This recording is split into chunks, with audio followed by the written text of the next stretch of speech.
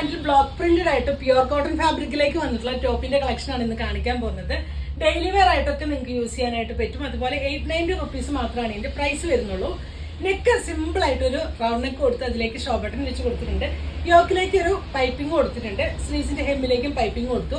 Length 48 ഇഞ്ചോളം length വരുന്നുണ്ട്. Without ലൈനിങ്ങിലാണ് വരുന്നത്.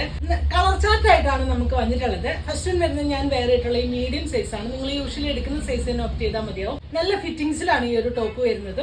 First shade വരുന്നത് ഞാൻ വേറെ ആയിട്ടുള്ള ഒരു ബ്രിക്ക് റെഡും ബ്ലാക്കും ബേജും കോമ്പിനേഷൻ ആയിട്ടാണ്.